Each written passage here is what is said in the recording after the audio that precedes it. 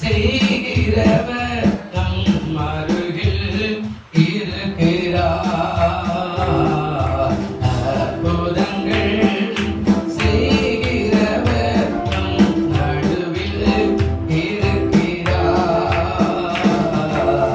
அதிசயங்கள் செய்கிறவர் நம் நடுவில் இருக்கிறார்.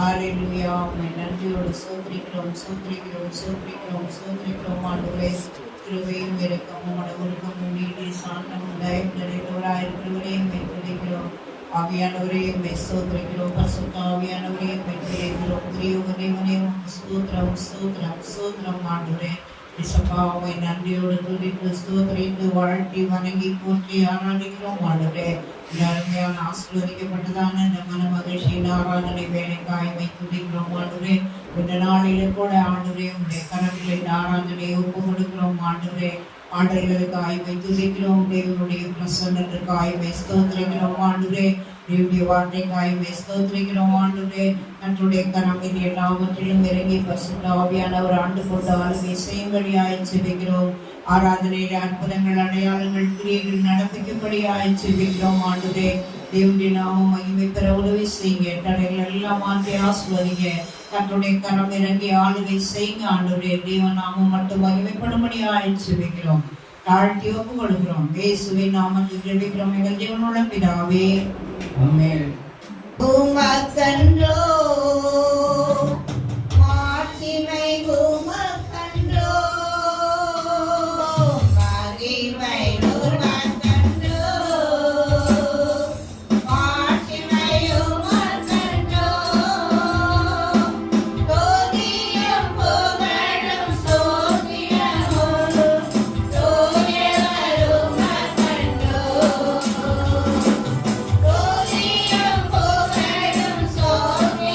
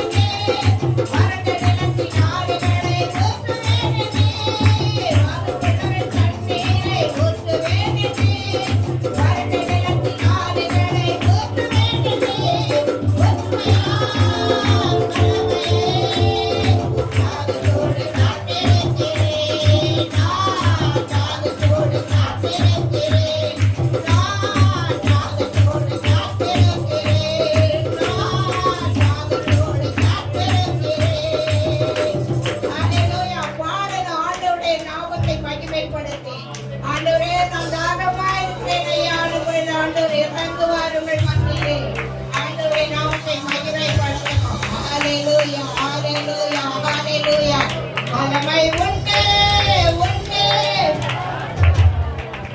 இயேசுவே ரத்தத்தா பாடுங்க உண்டு அதுவே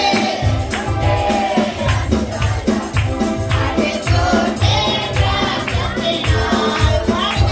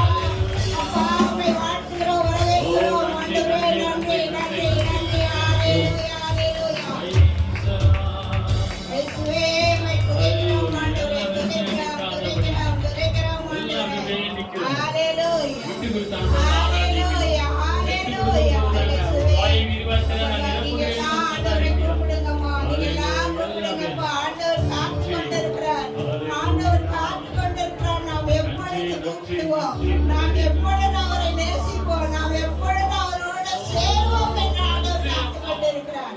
ஹalleluya ஹalleluya ஹalleluya. நன்றி ஆண்டவரே, உம்மை துதிக்கிறோம் ஐயா. அப்பா இறங்கும் ஆண்டவரே, ஆண்டவரே எங்களோடு இறங்கும் ஆண்டவரே, மன இறங்கும் ஐயா. இயேசுவே எங்கள் மீது இரக்கம் பாராட்டும், எங்கள் மீது இரக்கம் பாராட்டி கிரியை செய்யும் ஐயா. அப்பா உம்மை துதிக்கிறோம் துதிக்கிறோம் துதிக்கிறோம் துதிக்கிறோம் துதிக்கிறோம் ஆண்டவரே. காத்துக்கருங்கள் உண்டெனக்கு காத்திடுவார் கிருபையாலே.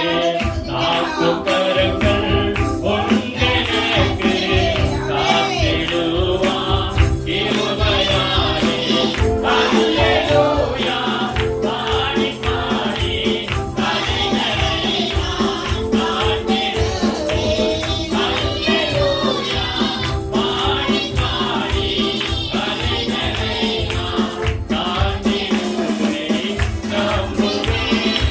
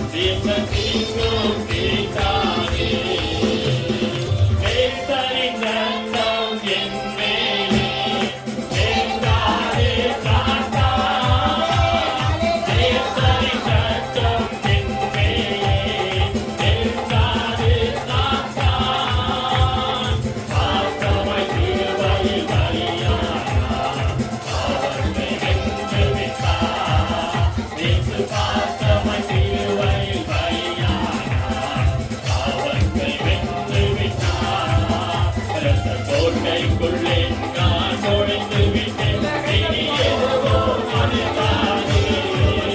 இந்த தீங்கும் தீண்டாதே. அந்த கோட்டைக்குள்ளே நான் நுழைந்து விட்டேன். இனி எதுவும் அணுகாதே. இந்த தீங்கும் தீண்டாதே. சுவனயுண்டே உண்டே அற்புத வல்லமை இயேசுவே. நல்ல காலத்தால் வல்லமையுண்டே உண்டே அற்புத வல்லமை. அந்த கோட்டையின் ராஜ்யத்தினால் பொழிந்திடும் வல்லமை. உன்னதத்தின் வல்லமை. ஆவியின் வல்லமை. அக்கினியின் வல்லமை. பொழிந்திடும் வல்லமை. உன்னதத்தின் வல்லமை. ஆவியின் வல்லமை. அக்கினியின் வல்லமை. அப்படி வாழும் ஆவியே தூய்மாரே ஆவியே. அப்படி வாழும் ஆவியே தூய்மாரே ஆவியே. இடமறைய உள்ளமையவ இறங்கி வாழும். இடமறைய உள்ளமையவ இறங்கி வாழும். உள்ளமையவ இறங்கி வாழும். இடமறைய உள்ளமையவ இறங்கி வாழும்.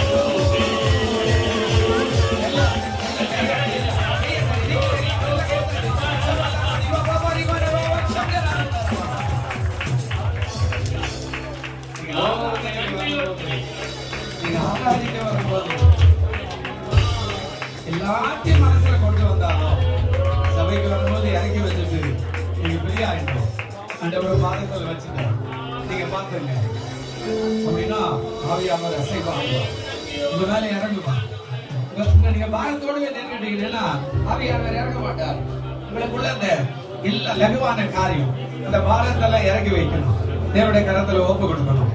பிரியமானவர்களே, எதுக்காக ஆராதனை? ஏதோ நாம போட்டுக்கிற ட்ரெஸ் எல்லாம் நல்லா இருக்கு பாக்குறதுக்கு இல்ல. ஒரு வாரம் நமக்கு கிருபையாய் நடத்தின கர்த்தரை துதித்து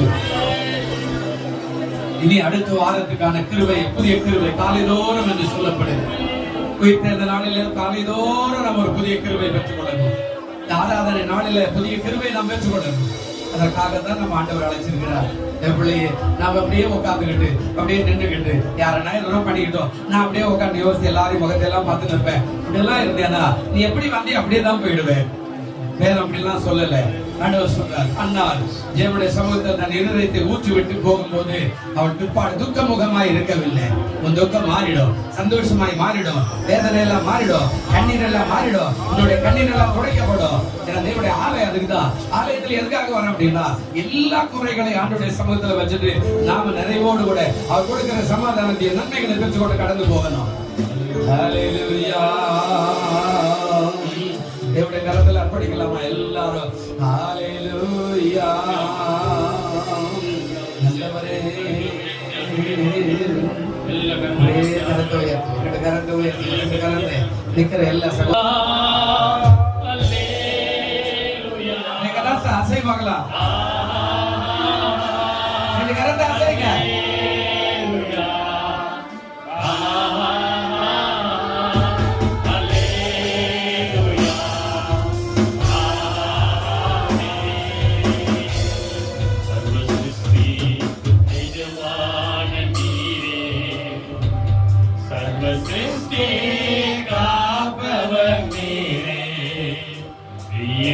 இதயத்தில் உம்மை போற்றுகிறோம். என்றென்றும் பணிந்தே தொழுவோம்.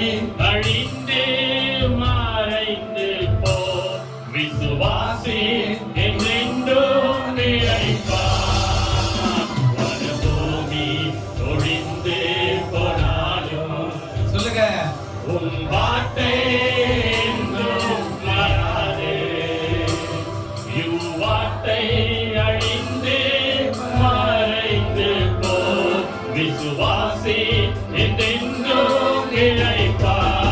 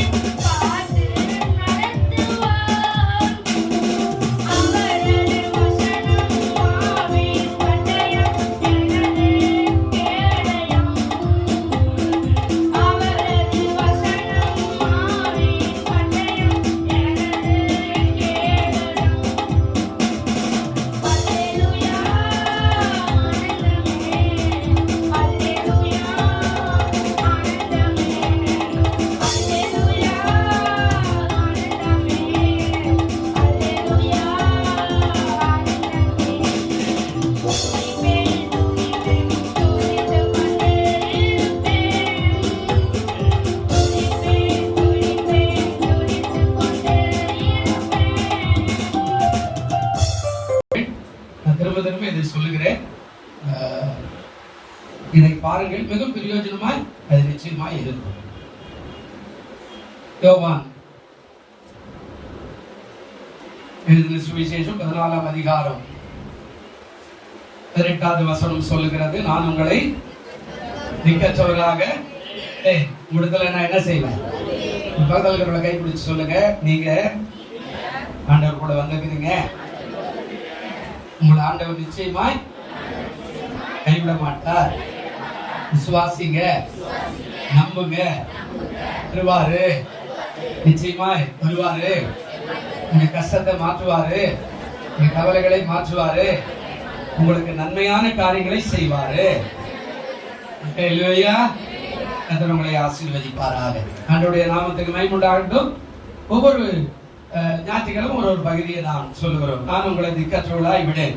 இந்த நாளில வாஞ்சையோடு கூட தேடுகிறவர்களுக்கு அவர் வருகிறார். வாஞ்சையோட, ஏனமா அப்படி இல்ல, வாஞ்சையோட, தாகத்தோட, ஏக்கத்தோட. அவருடைய பதம் தான். 3 காரியம் சொல்றார். வாஞ்சையோட, 2வது தாகத்தோட, 3வது ஏக்கத்தோட, ஏதாவது நிச்சயமாய் செய்வார் என்ற ஏக்கத்தோட தேடுகளுக்கு அவர் கட்டாயம் வருகிறார் என்று வேதம் சொல்லுகிறார். கண்டிப்பாய் வந்து ஆசீர்வதிக்க அவர் வல்லவராக இருக்கிறார் என்று வேதம் சொல்லுகிறார். வாஞ்சையோடு வருகிற தேடுகிறவர், தாகத்தோடு, இரவும் பகலும் இப்படி தேடுகிற ஒரு பிள்ளைகள் யாரா இருந்தாலும் அவரிடத்துல ஆண்டவர் வந்து உதவி செய்வேன் என்று வாக்கு கொடுத்திருக்கிறார். அதான் இந்த நாளில பார்க்க போறோம். நம்ம ஏதோ ஏனாதன்மா சபை கூட நீங்க என்ன செய்யறீங்க, ஏனாதன்மா பாக்குறீங்க, பாட்டெல்லாம் முடிச்சா ரைட்டு, அதுக்கப்புறம் என்ன பண்ணுவாரு, ஏதாவது பண்ணுவாரு, சரி, அதுக்கப்புறம் போவோம், எங்க போயிட்டு போறாரு அப்படின்னு நம்ம நினைக்கிறோம். ஆனா நம்முடைய ஏக்கத்தையும் தாகத்தையும் பார்க்கிற ஆண்டவராக அவர் இருக்கிறார். ஹல்லேலூயா. ஆமா, எவ்வளவு தாகத்தோடு நம்ம பார்க்கிறோமோ தேடுறோமோ அவ்வளவும் சீக்கிரமாய் வருகிற ஆண்டவராய் அவர் இருக்கிறார். அதுதான் கடந்த நாள்ல பார்த்தோம். நான் உங்களை திக்கத்தோடா விட மாட்டேன், வருவேன். அப்ப இந்த இடத்துல சொல்றார், அதாவது என்ன அப்படின்னா, வாஞ்சையோடு தாகத்தோடு ஒவ்வொரு வேளையும் இயேசுவை தேடுகிறவர். ஆனா தேடாதவர்களுக்கு அதை குறிச்செல்லாம் நான் சொல்ல முடியாது. வேதம் கூட அப்படி எல்லாம் சொல்லல. நான் தேடுகிறவர்களே ஒரு ஆளை காட்டுற பாருங்க. அதாவது யோவான் 20ஆம் அதிகாரம் 14வது வசனத்தை கொஞ்சம் வாசிப்போமே. யோவான் 20ஆம் அதிகாரம் 14வது வசனம். இவைகளை சொல்லி பின்னாக திரும்பி இயேசு நிற்கிறதை கண்டாள். ஆனாலும் அவரை இயேசு என்று அவள் என்ன செய்யல, அறியாது இருந்தார். அதாவது இயேசு வந்துட்டார். நல்ல கவனிங்க. தாகத்தோட யார் அப்படின்னா, இங்க சொல்லப்படுகிறது மகதலேனா மரியாள் என்று வேதத்துல சொல்லப்படுகிறது. இந்த மகதலேனா மரியாள் அப்படின்னா நன்றி நிறைந்த ஒரு நங்கை, அதாவது ஒரு பெண் என்று வேதத்துல சொல்றார். மகதலேனா மரியாள். மகதலான் என்றால் இடத்தை சேர்ந்த அந்த ஊர் பேரோட சேர்ந்து அந்த அம்மா பேரு போட்டிருக்கிறாங்க. அதாவது மரியாள் அப்படின்னா எபிரேய பாஷையில மீரியாம் மரியாள் ரெண்டும் ஒரே பாஷையில தான் வருது. மீரியாமுக்கும் ஒரே பதம் தான், மரியாளுக்கும் ஒரே பதம் தான். 2 பேருக்கும் ஒரே பதத்தை தான் ஆண்டவர் வச்சுக்கிறார். எபிரேய பாஷையில தேடி பார்த்துமான, அந்த வேற ஸ்டடி பைபிள்ல பார்த்துமான ஆண்டவர் சொல்றார், மகதலேனா மரியாள். இவளை குறித்து நிறைய வேதம் சொல்லுகிறார். அதாவது உயிர்த்தெழுந்த இயேசுவை முதலில் காணும் பேரு பெற்றவர். சீசர்கள் கூட பயந்து போய் உட்கார்ந்துகிறார். உயிர்த்தெழுந்த இயேசுவை முதலில் காணும் மகா பேரு பெற்றவர். அது மாத்திரமல்ல, சிறந்த செல்வந்த நல்ல பணக்கார சகோதரியா அந்த காலத்துல இருந்திருக்கிறாங்க இந்த அம்மா. அடுத்ததாக நற்பண்புகள் அப்படின்னு வந்தீங்கன்னா, அதாவது 7 பிசாசுகளால் அவதியுற்ற இவர் இயேசுவினாலே விடுவிக்கப்பட்டதும் அவருடைய ஊழியத்திலிருந்து அவரோடு பல இடங்களுக்கு சென்று பணிபுரிந்ததும் இயேசுவின் ஊழியத்தை தமது பொருள் உதவினால் தாங்கினார், இறுதி வரை நன்றியுடன் இருந்தார். நல்ல கவனிங்க. இந்த அம்மா 7 பிசாசு பிடிச்சிருந்தப்போ வந்த போது ஆண்டவர் அந்த பிசாசு ஓட்டின அந்த ஒரே ஒரு காரணத்துக்காக அவர் சொல்றாரு, இயேசுவோடு பல இடங்களுக்கு பயணித்த ஒரு சகோதரர். அது மாத்திரம் இல்ல, நன்றியோடு கூட இருந்த ஒரு சகோதரர். அது மாத்திரமல்ல, அதாவது இயேசுவின் ஊழியத்துல பொருள் உதவிய தாராளமாய் கொடுத்து உதவி செய்த ஒரு சகோதரர். நற்பண்புகள். அடுத்ததாக சிலுவை அருகில் மற்ற சில பெண்களோடு இருந்து இயேசுவை அடக்கம் பண்ணப்படும் வரை காத்திருந்த ஒரு சகோதரர். நாம் கூட யாருன்னா செத்துட்டா யாரும் போக மாட்டோம். நம்ம பக்கத்து விட்டு கோயிந்தம்மா புண்ணியம்மா பண்ற மாதிரியே நாம பண்ணுவோம். அங்க போய் வந்தா தீட்டாயிடும் அப்படின்னு சொல்லி நாம சபையில எவனா செத்து போனா அப்படியே எட்டே பார்க்க மாட்டோம். நம்ம தகவல் தெரிஞ்சா உடனே போய் நின்று விசாரிச்சு கொஞ்ச நேரம் ஆறுதல் பட்டுட்டு நம்ம அப்படி செய்யக்கூடியவர்களா இல்லை. ஆனா இந்த அம்மா அந்த நன்றியோடு நிறைந்த உள்ள அந்த சிலுவையில் அடக்கம் பண்ற வரையில் இந்த அம்மா அங்கே காத்திருந்தால் உடனிருந்த ஒரு சகோதரி என்று சொல்லப்படுகிறார். அடுத்த காரியம் என்ன அப்படின்னா, இயேசுவின் அடக்கத்துக்கு பின்பு 3ஆம் நாள், நம்ம ஊர்ல பால் ஊத்துற சொல்றேன் இல்லையா, அந்த 3ஆம் நாள் எப்படி இருந்திருக்காங்களா, அதாவது நறுமண பொருட்களை இடுவதற்காக அவற்றை மற்ற பெண்களோடு சேர்ந்து கொண்டு போன ஒரு சகோதரி. யாருக்கு அதிகாரம் எல்லாம் கொடுத்து யாரெல்லாம் பண்ணாங்களோ அந்த ஆளுக்கு போல அவன் பயந்து போய்க்கிறான். யூதர்கள் நம்ம ரோமர்கள் நம்மளை கொண்டு போட்டுருவோம் அப்படின்னு ஏசுனார். நம்ம அவர் போயிட்டாரு, இனிமே நம்ம எப்படி போறது வெளியில, இவன் பயந்து இருக்கிறான். இந்த அம்மா எதுக்குமே பயப்படல. நறுமண பொருட்களை போய் கடையில எல்லாம் வாங்கி 4 பெண்களை கூட்டுக்கிட்டு போய் ஆண்டவருக்கு 3ஆவது நாள் செய்ய வேண்டிய காரியத்தை செய்கிற ஒரு நற்பண்புள்ள ஒரு சகோதரியா இருந்தா. நம்ம ஞாயிற்றுக்கிழமை சர்ச்சுக்கு வர மாட்டோம். சிக்கலி ஆமா, இந்த வாரம் அடுத்த வாரம், இல்ல அடுத்த வாரம் இந்த வாரம், இப்படி ஆயிடும். ஆனா அந்த மகள் என்ன நடக்குது பாருங்க, அந்த நற்பண்பு. அடுத்ததாக வாரத்தின் முதல் நாள் அதிகாலையில மற்ற பெண்களோடு கூட கல்லறையை நோக்கி வந்தார். வாரத்தின் முதல் நாள், உயிர்த்தெழுந்த நாள், ஞாயிற்றுக்கிழமை. அதாவது மற்ற பெண்களோடு கூட கல்லறைக்கு வந்தார். இவ்விதமா இயேசுவின் மீது அவள் எப்படி இருந்தாலும் அன்புள்ள பாத்திரமா இருந்தார். அல்லேலூயா. அப்போ வாரத்துல முதல் நாள்ல தூங்க கூடாது. நீ ஞாயிற்றுக்கிழமை உங்க கிடைக்காரோ 5 மணிக்கு அலாரம் அடிக்கணும். 4 பேர் இருந்தா 4 பேருக்காக 4 பேர் குடிக்கணும்னா 5 மணிக்கு அலாரம் அடிக்கணும். 7 மணிக்கு அடிக்க கூடாது. பக்கத்துல இருக்கிறவங்க கை பிடிச்சு சொல்லுங்க, ஞாயிற்றுக்கிழமைனா நீங்க 5 மணிக்கு எழுந்துக்கணும்.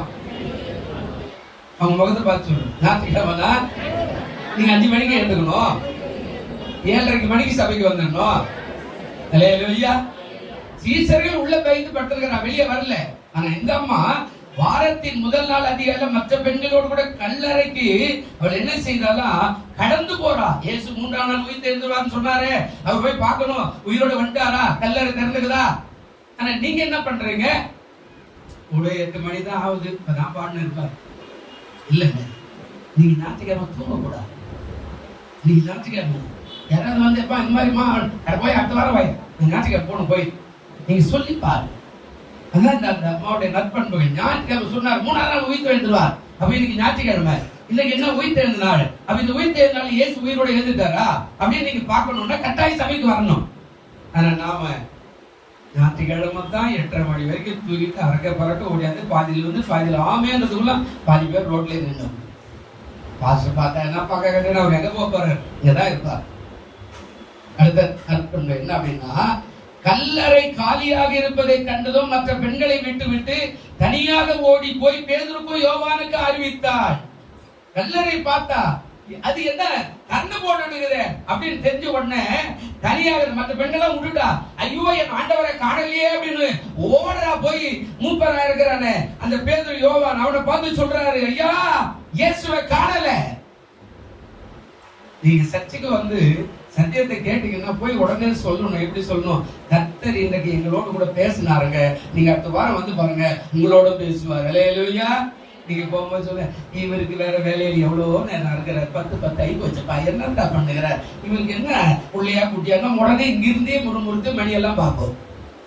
ஆனா இங்க சொல்ற எப்படி சொல்ற, கல்லறை காலியா இருப்பதை கண்டதும் மற்ற பெண்களை விட்டு தனியாக ஓடி போய் பேதுரு யோவானுக்கு அறிவித்தார்.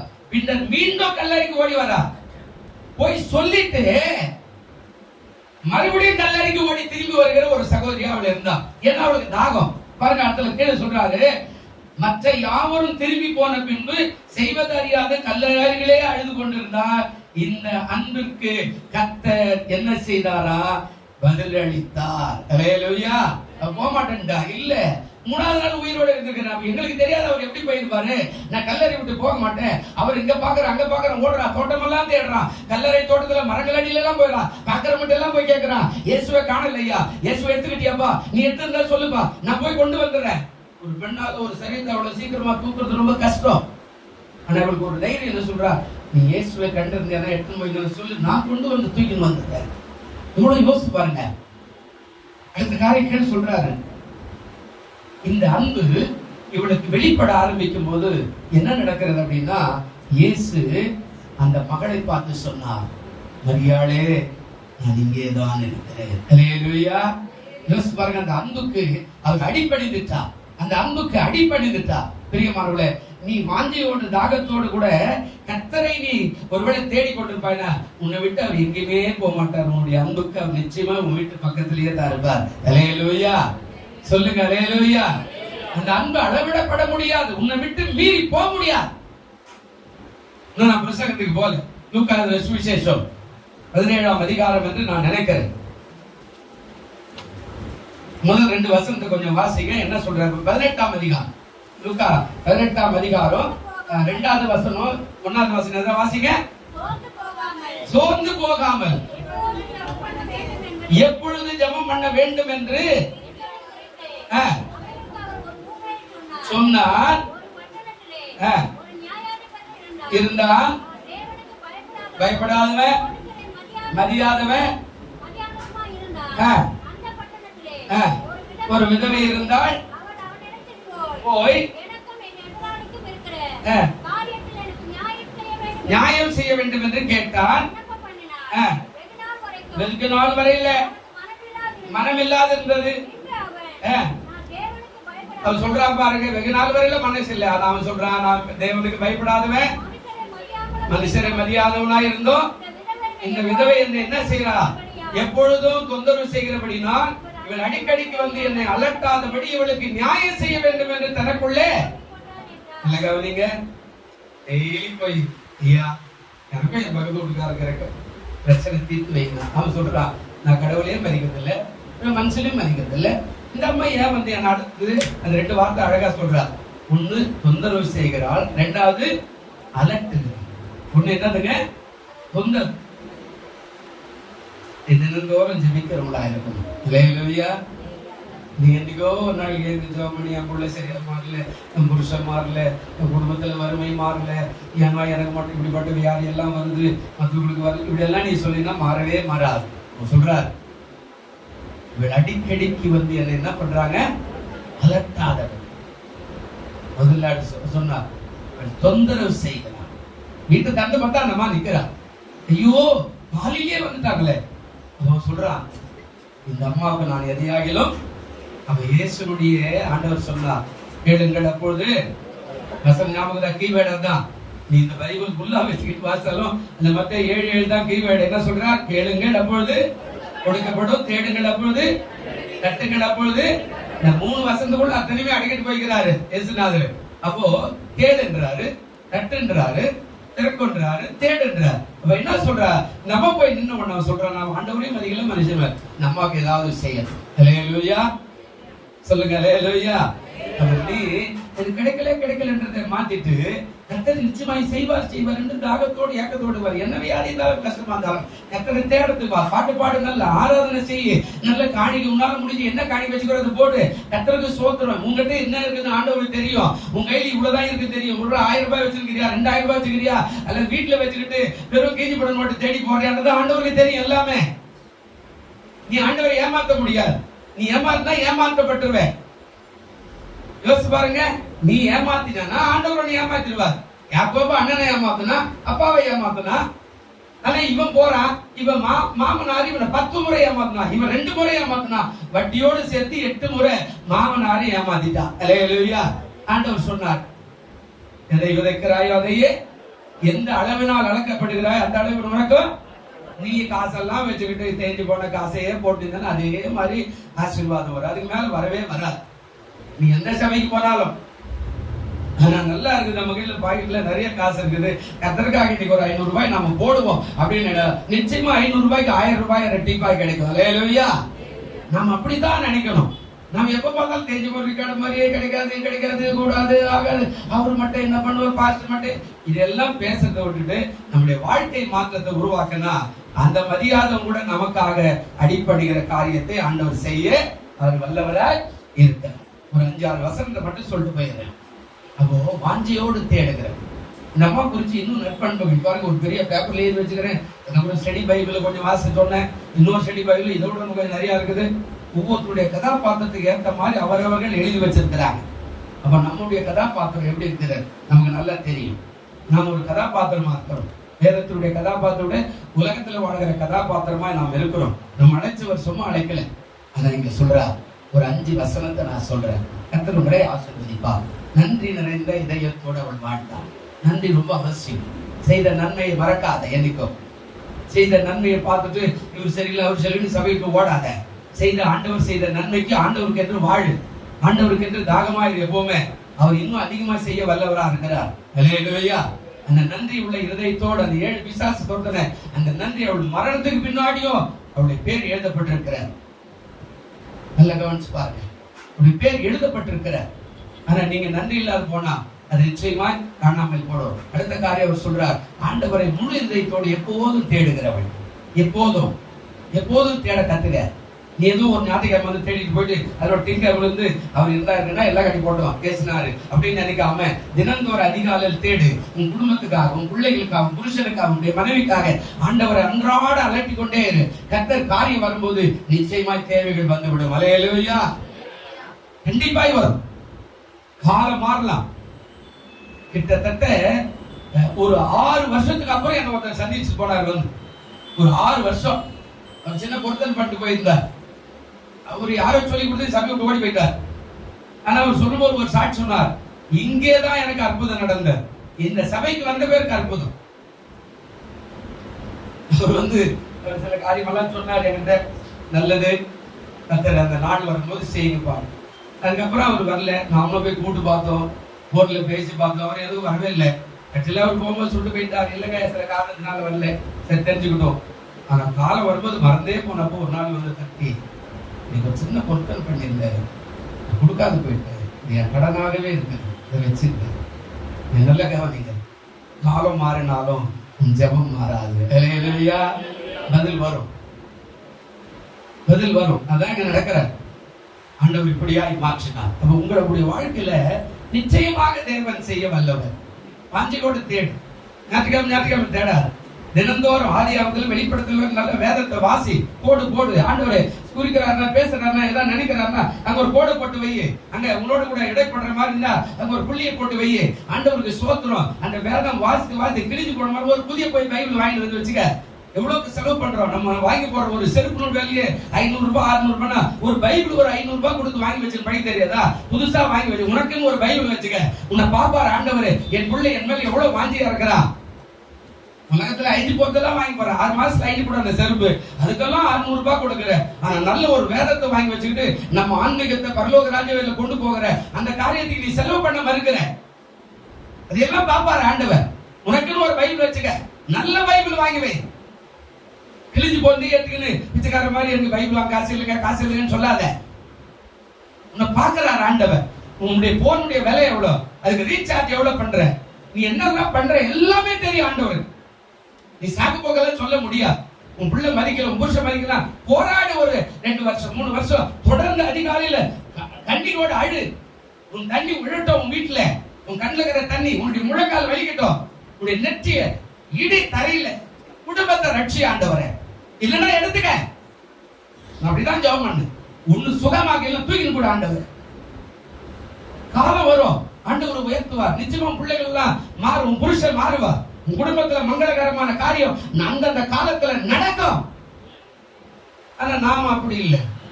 நம்ம நல்லா ஜெபம் பண்ணிட்டு ஒரு பக்கத்து உள்ள ஒரு அக்கா ஒரே அக்கா அந்த கோயிலுக்கு போன ஒண்ணு உருப்பட மாட்டேன். நீ என் கோயிலுக்கு வந்து அங்கன்னு ஓடின்னு வச்சுக்க. இந்த ஜெபம் வீணா தான் போய் ஒரே நிலையில போறான். தாவீது சொல்றாருல, நான் கர்த்தரோட ஒன்றை கேட்டேன், அதையே நான் என்ன செய்வேன், நாடுவேன். என் குடும்பம் ரட்சிக்கப்படணும்னா போராடு, என் வறுமை மாறன்னா போராடு. அதே சமயத்தில் பிரமாணங்களே கிடையாது. வளர வளர காணிக்கையே கொடுக்க மாட்டோம்னா அப்புறம் உனக்கு வரதெல்லாம் நாசமா போயிடும். நீ வளர்ச்சி அடையும் போது அன்றைக்கு கொடுத்ததை விட ரெட்டிப்பாய் கொடுக்கணும். அன்றைக்கு கொடுத்த ஒருவேளை அதாவது 100 ரூபாய் தசமா கொடுத்தா அதை விட ரெட்டிப்பாய் கொடுக்கணும். நீ மாறும் போதுதான் ஆசீர்வாதம். இல்லைன்னா அந்த சாபம் வந்துகிட்டே இருக்கும். நீ பொருத்தல் பண்ணி விட்டுட்டேன்னா மதிக்கேடன் அப்படின்னு ஆண்டவர் சொல்றார். அப்போ வாஞ்சியோடு தேடுற காரியத்தை மனசுல வச்சுக்க. தினந்தோறும் தேடி. எவன் வந்தாலும் போனாலும், காற்று அடிச்சாலும், மழை பெய்ஞ்சாலும் அதை பத்தியே கவலைப்படாது. போராடு. கண்ணீரோடு போராடு. நடத்தி ஆகணும் ஆண்டவரை. போராடு, தேடு. கண்டிப்பா நடக்கும். இந்த அம்மா அதுதான் பெற்றுக்கிட்டா. 4-5 வசனம் சொல்றேன். 10 நிமிஷம் தான் இருக்குது. 5 வசனம். வாஞ்சையோட தேவை. எரேமியா 29:13 என்ன சொல்றாரு பாருங்க. எரேமியா 29:13 போடுப்பா சீக்கிரம். எரேமியா 29:13 வசனம். முழு இதயத்தோடும் என்னை தேடுவீர்களாகில், என்னை தேடுகையில் நீங்க என்ன செய்வீங்க? முழு இருதயம். என்ன இருதயங்க? பக்கத்துல ஒரு பார்த்து சொல்லுங்க. பயப்படாதீங்க. கையை பிடிச்சி பாஸ்டர் பயப்படாதுன்ற மாதிரியே இருக்குது. பக்கத்துல சொல்லுங்க, பயப்படாதுங்க. முழு இருதயத்தோட இயேசுவை தேடுங்க. தேடனா கண்டுபிடிப்பீங்க. என்னை தேடி இயேசு வந்தாம், எந்த வாழ்வை மாற்றி விட்டாம். என்னை தேடி இயேசு வந்தாம், எந்த வாழ்வை மாற்றி விட்டாம். அல்லேலூயா நான் பாடுவேன், அல்லேலூயா நான் பாடுவேன். பாடி பாடி துதித்திடுவேன், நான் ஆடி பாடி துதித்திடுவேன். என்னை தேடி இயேசு வந்தார், எங்கள் வாழ்வை மாற்றி விட்டார். முழு இருதயம். எதை செஞ்சால் நீ பாக்கெட்ல வெறும் 5 ரூபாய் தான் வச்சுக்கிற, ரைட்டு, ஒன்றும் கவலை கிடையாது. முழு மனசோட கொண்டு வந்து வெட்டில போடு, ரெட்டிப்பான நன்மை வரும். அல்லேலூயா. ஆனா நீ ஏனாதானமா காணிக்கை போடாத, காணிக்கை அப்பமா நினைக்காத. காணிக்கை வேற போடணுமா சொல்லிட்டாரா? பேசாத. முழு இருதயத்தோட பாட்டு பாடுற நல்ல முழு இருதயத்தோட, கை தட்டுற நல்ல முழு இருதயத்தோட கை தட்டு. மேல ஒரு பாக்குறா அக்கு பெஞ்சிருக்காரு சொல்லுவா, நல்லா 2 கையை நல்லா தட்ட தட்ட. இங்கதான் மொத்த நேரம் ஏசுனார் இங்கதான் போட்டாரு வரல. நம்ம சினிமாக்காரர் இங்க போட்டிருப்பான், ஆனா ஏசுனாருக்கு இங்கதான் போட்டாங்க ஆடிய, இங்கதான் போட்டு. ஏன்னா இது அவ்வளவு ஸ்ட்ராங்கு, இங்க அவ்வளவு நரம்பு இருக்குது. இது தட்ட தட்ட எல்லாமே, அதாவது என்ன செய்ய, வேலை செய்ய ஆரம்பிச்சா நீ ஆரோக்கியமா ஆயிடுவ. அல்லேலூயா. சுகர் எவ்வளவு இருந்தாலும் கவலை இல்லை, பிபி எவ்வளவு இருந்தாலும் கவலை. நீ தட்ட தட்ட இந்த எல்லா ரத்தமும் இந்த நரம்புகள் வேலை செய்ய ஆரம்பிச்சனா ஆரோக்கியமா. நீ பாடும்போது நல்ல முழு இதயத்தோட பாடி துதி. நாளைக்கு தனியா பாடுறதுக்கு அந்த பாட்டு உதவும். பாட்டா என்ன இதுன்னே பாடுறாங்க இந்த அம்மா மாருங்க, என்ன இவனுங்க எல்லாம் ஐயறாங்களே, இதெல்லாம் ஒரு பாட்டா அப்படின்னு சொல்லாத. முழு இதயத்தோட ஆராதனை, கண்ண மூடி நல்லா ஆராதனை. பக்கத்து வீட்டுல இருக்கிற யார் வந்தாலும் சரி, பக்கத்துல இருக்கிற என்ன ட்ரெஸ் பண்ண அதெல்லாம் கவலைப்படாத. நல்லா அவரை பாரு, கல்வாரியை பாரு, முழு இதயத்தோடு பார். உன் மனக்கண் முன்பாக அவர் அசைவாடுவார். அல்லேலூயா. ஆண்டவர் சொன்னார், முழு இருதயத்தோடு என்னை தேடுகிறீர்கள், ஆனால் என்னை தேடுகள் என்ன செய்வீங்க? கண்டடைவீர்கள். முழு இருதயம். வீட்டுல, சர்ச்சில், தனியா எங்க போனாலும் முழு இருதயத்தோடு தேடு. மனந்த ஊற்றி அப்படியே ஆண்டவரை தேடு. கண்டுபிடிப்பேன், அவர் வந்துருவார், உன் பக்கத்துல இருப்பார். என் பக்கத்துல ஆண்டவர் இருக்கிறார் சொன்னாலே உனக்கு தைரியம் தான். அல்லேலூயா. 2வது வசனம் பாருங்க. யாக்கோபு நிருபம் 4ஆம் அதிகாரம் 8வது வசனம் வாசிங்க. யாக்கோபு நிருபம் 4ஆம் அதிகாரம் 8வது வசனம் இருக்குதா பாருங்க. அப்படி வேகமா போடு. யாக்கோபு நிருபம் 4ஆம் அதிகாரம் 8வது வசனம். தேவனிடத்துல என்ன பண்ணுங்க? சரி, முதல்ல கவனிங்க. யார் இடத்துல சேர சொன்னாரு? சும்மா இருக்கும் போதெல்லாம் அந்த அழுது போன சீரியலை பார்த்து கேட்டு போவாது. எப்ப பார்த்தாலும் நம்ம வீட்டுல ஒரு அழுகை சத்தம் கேட்டுனே இருக்கும். அவன் சத்தா இவன் சத்தான்னு அந்த சீரியலை போட்டுருந்தீங்கன்னா அந்த அழுகை சத்தமே நம்ம வாழ்க்கையில இருக்கிற ஆசீர்வாதத்தை எடுத்துன்னு போயிடும். நீங்க அதை விட்டுட்டு தேவனிடத்துல என்ன செய்யுங்க? எப்ப நேரம் கிடைக்குதோ பைபிள் எடுத்து வச்சுக்கோ. எப்ப நேரம் கிடைக்குதோ ஒரு முட்டி போட்டு சோத்திரம். எப்ப நேரம் கிடைக்குதோ ஆண்டவரை நேற்று இந்த காரியத்துக்காக சோத்திரம் சோத்திரம் சோத்திரம் சோத்திரம். எப்ப நேரம் கிடைக்குதோ ஒரு 1000 சோத்திர பலி புத்தகத்தை வாங்கி வச்சுங்க. ஒவ்வொரு நாள் சோத்திரம் பண்ண. ஆண்டவரை கொடுத்துக்காய் சோத்திரம், கொடுத்துக்காய் சோத்திரம், செய்துக்காய் சோத்திரம், நன்மைக்காய் சோத்திரம். ஆண்டவர் சொல்றா தேவனிடத்துல சேருங்கள். இப்ப கீழே சொல்றா, அப்பொழுது அவர் உங்களிடத்துல என்ன செய்வாரு?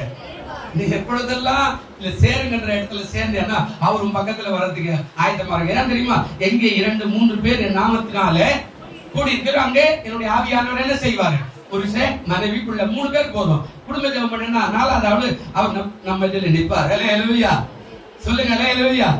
ஆனா நம்ம சேரது இல்லையா? நம்ம புருஷனுக்கு ஒரு எண்ணம், நம்ம மனைவிக்கு ஒரு எண்ணம், பிள்ளைகளுக்கு ஒரு எண்ணம். மத்தியானம் வந்தாருன்னா சாப்பாடு இவரு ஒரு நேரம், அவரு ஒரு நேரம். ராத்திரிக்கு வந்தாருன்னா அவரு ஒரு சாப்பாடு, இவரு ஒரு சாப்பாடு. அப்படியே சாப்பிட்டுக்கிட்டே கணக்கெல்லாம் சொல்லுது போ.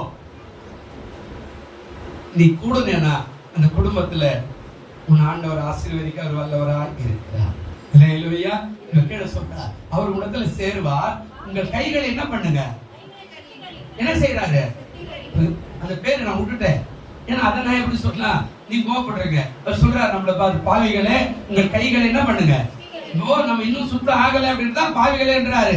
பாவிகளே கிறிஸ்துவனே, ஆனா கிறிஸ்துவா இருக்கிறோம், அந்த போர்வையில இருக்கிறோம், அந்த வெளிவேஷத்தை போட்டுக்கிட்டு இருக்கிறோம். நான் கிறிஸ்துவன் தான், ஆனா பக்கத்து வீட்டுல யாரையும் பார்த்தாலும் அப்படியே முறைக்கிறேன். ஏன்னா விசுவாச ரோட்ல பண்ணா கூட அப்படி திரும்பிக்கிறேன். ஆமா, அவருக்கு போய் நான் என்ன சோதனை பண்றது ஒதுக்கிறோம். ஆனா கர்த்தருக்கு சோத்திரம். இப்போ நம்ம எல்லாத்தையும் செய்யறோம். அதனால சொல்ற, பாவிகளே உங்கள் கைகளை என்ன பண்ணுங்க? பார்த்தாலும் நீட்டாத. அவரு சரியில்லை, இவரு சரியில்லை, நம்ம சரியில்லை, நம்ம சரி, இது நரகத்துக்கு போவோம், இது இதுக்கு போவோம், இது இதுக்கு போவோம், இது அமெரிக்காவுக்கு போகுது, இதையே காட்டுங்க. பாவிகளே உங்கள் கைகளை என்ன பண்ணுங்க? சுத்திகாரிங்க.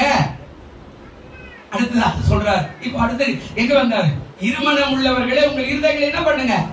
அப்ப மனசு இருதயம். ஒரு நாள் சோத்திரம், மறுநாள் சோத்திரம் பண்ண மாட்டோம். ஒரு நாள் கோயிலுக்கு வர, மறுநாள் என்ன கொடுத்துட்டாரு சர்ச்சுக்கு போய் அப்படின்ற. ஒரு நாள் சோத்திரம் பைபிள் வாசிக்கிறேன், இன்னொரு நாள் அடத்துக்கு பட அந்த பைபிள அது வாசித்து மட்டும் என்ன இருக்குது அப்படின்றோம். ஆனா ஆண்டவர் சொல்றாரு, இருமனம் உள்ளவர்களே உங்கள் இருதயங்களை என்ன பண்ணுங்க?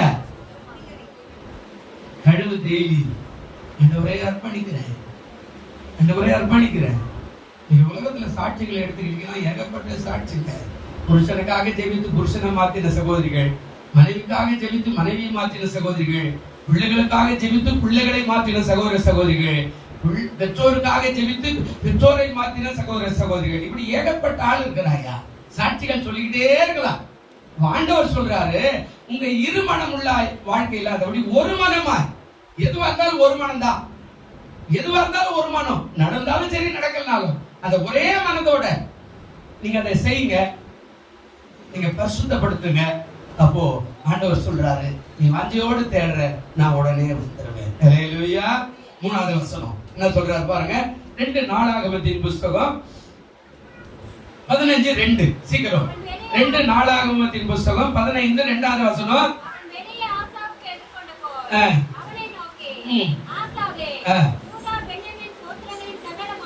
மனுஷரே கேளுங்கள்.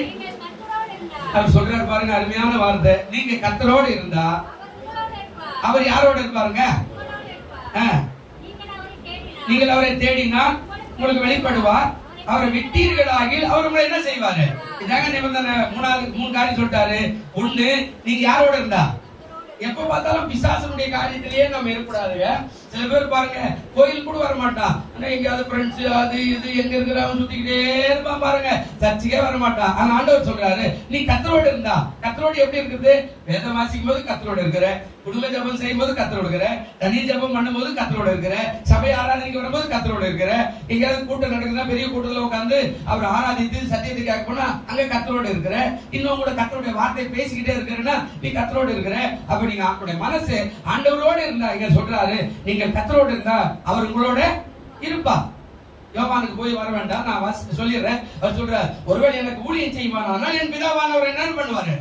என்ன பண்ணுவார்? நீ ஸ்தோத்திரம் பண்ணா பிதாவானவர் பக்கத்துல இருப்பார், நீ துதிச்சனா பிதாவானவர் பக்கத்துல இருப்பார், நீங்க அன்பு கூர்ந்தா பிதாவானவர் பக்கத்துல இருப்பார், 1000 ஸ்தோத்திர பலிகள் செய்தா பிதாவானவர் பக்கத்துல இருப்பார். அல்லேலூயா. ஆண்டவர் சொல்றார், இருந்தா அவர் உங்களோட இருப்பார். நீங்கள் அவரை தேடின அவர் என்ன பண்ணுவார்? என்ன சொல்றாருங்க? வெளிப்படுவாருங்க. எப்பெல்லாம் தேடுற அப்பெல்லாம் வெளிப்படுவார். அவன் சொன்னான் இல்ல, நான் ஆண்டவரே மதிக்கல, மனுஷரே மதிக்கல, இந்த அம்மா என்ன அடிக்கடி வந்து ஆண்டதுனால ரொம்ப பயமாகுது, நான் இந்த அம்மாக்கு ஏதாவது நியாயம் செய்யணும். பிதாவானவர் சொல்லுவார், உன்னை நேரம் அழுத்தாங்கல்ல அந்த அம்மா, என் அம்மாக்கு போய் ஏதாவது நியாயம் பேசி குமாரன் தேவ தூதனை அனுப்பிடுவார். 3வது காரியம் சொல்றாரு, அவரை விட்டுட்டீங்கன்னா அவர் உங்களை என்ன பண்ணுவாரு? சங்கீதக்காரன் சொல்றாரு 56ல அழகா சொல்றார். என்ன சொல்றார்? இந்த தேவன் என்றென்றும் உள்ள சதா காலங்களிலும்.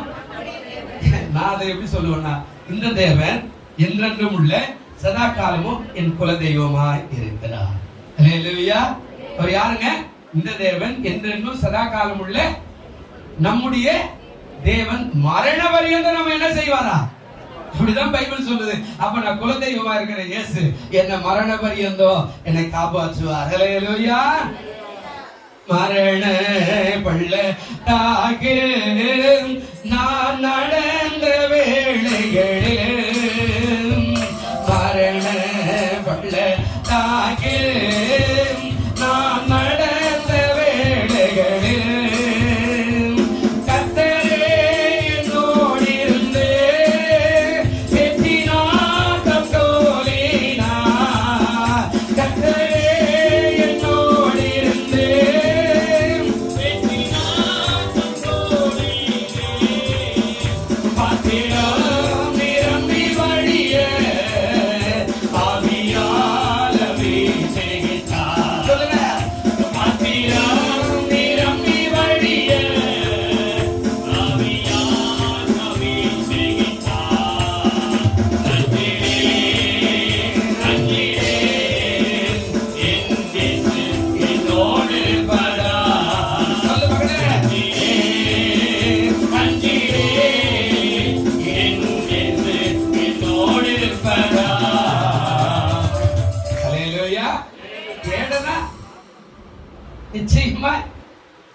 வெளிப்படும்.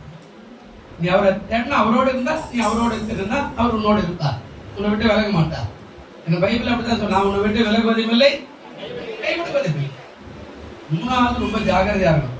எப்ப வேண்டாச்ச என்னையா செஞ்சார் இந்த ஆண்டவர்னு சொன்னா உடனே விலகிடுவார். இந்த பிசாசு பிடிச்சவனுக்கும் பிசாசு வெளியே போறதுக்கும் ரொம்ப வித்தியாசம் இருக்கிறார். சுத்தாவி உள்ள வரும்போது எல்லாருக்கும் நல்ல அபிஷேகத்துல ஆடி அன்னை பாய்ச்சி பெற்றுக்கிற ஆவியானவர் பெற்றுக்கிட்டார் அப்படின்னு சொல்லலாம். ஆனா எப்போ வெளியே போனாருன்னு யாருக்கும் தெரியாது. ஆனா பிசாசு வர்றது யாருக்கும் தெரியாது. ஆனா எப்போ வெளியே போனாலும் எல்லாருக்குமே தெரியும். நல்ல கவனிங்க. நீ வேண்டாம், என்ன ஊழியக்காரா சொல்லாத.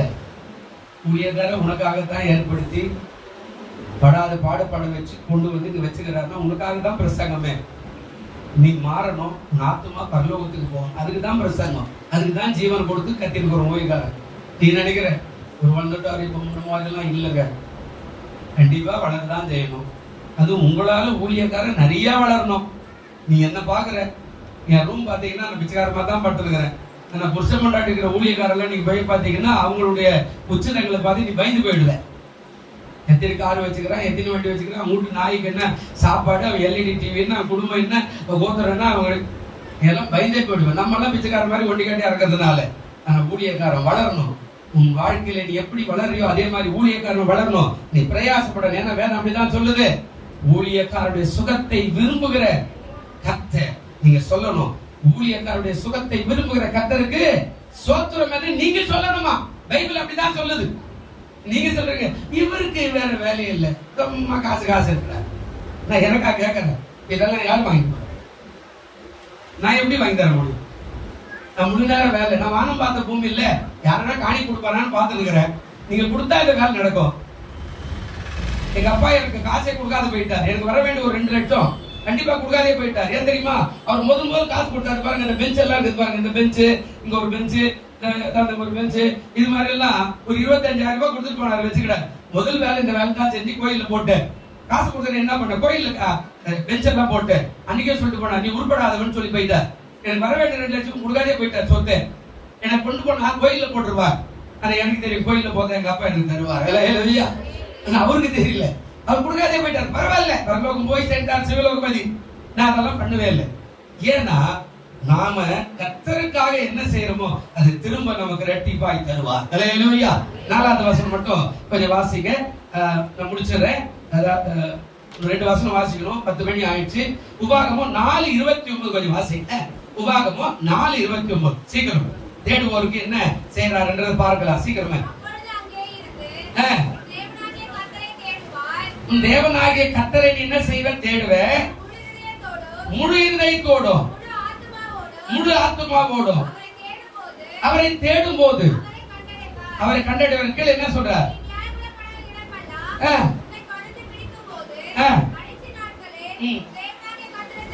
திரும்பி சத்தத்துக்கு கீழ்ப்படிவாயானால் உன் தேவனாகிய கர்த்தரை இரக்கமுள்ள தேவனாய் இருக்கிறபடியால் கைவிட மாட்டார், உன்னை அழிக்க மாட்டார்.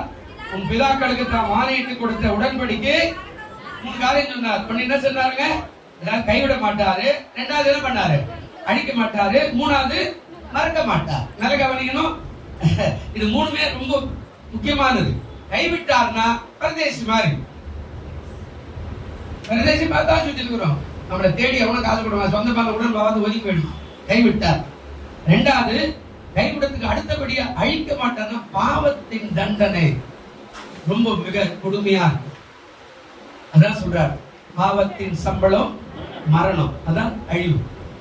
ஏன் செத்து போயிட்டான்?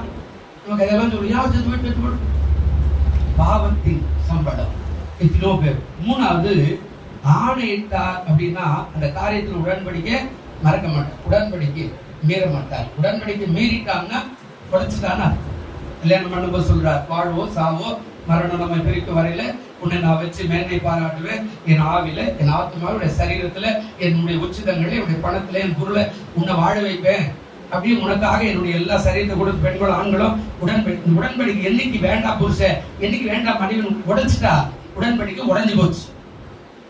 இயேசுவோடு கூட ஞானஸ்தானத்தை உடன்படிக்கை பண்ணி வேண்டாம் உடைஞ்சு போச்சு. அவர் சொல்றார், நான் உடன்படிக்கையை மறக்க பண்ணிருந்தா சாகும் வரையில ஆசீர்வாதம். ஹல்லேலூயா. 5வது வசனம் நான் விரிவா சொல்ல நேரம் இல்ல. நீதிமொழிகள் 8 கடைசியா வாசிங்க. நீதிமொழிகள் 8:17 கொஞ்சம் வாசனைகளை என்ன சொல்றாரு பாருங்க. என்னை சிநேகிப்பவர்களை நான் சிநேகிப்பேன், அதிகாலையில் என்னை தேடியவர்களை என்ன செய்வார்கள்.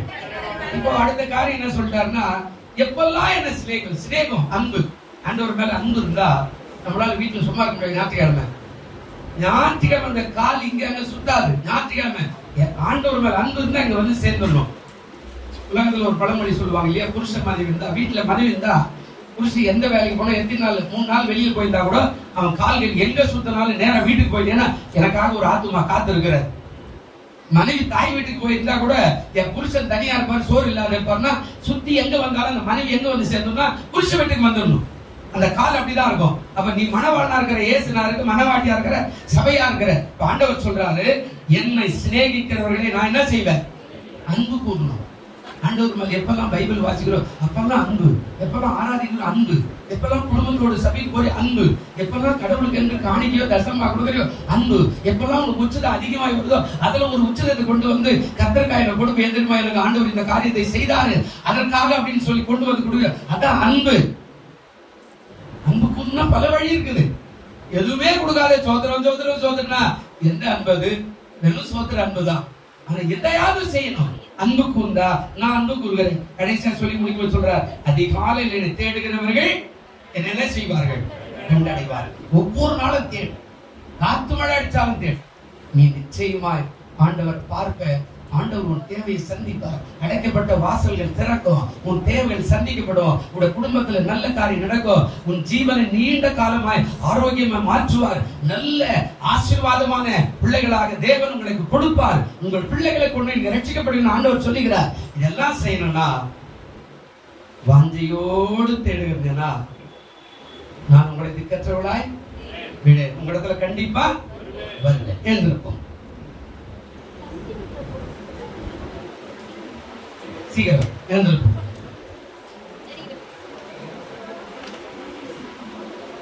நீங்க ஆண்டவரை தேடுங்க. கர்த்தர் உங்களை ஆசீர்வதிப்பார். முடியும் போது சிறு பிள்ளைகள் உட்காரட்டும்.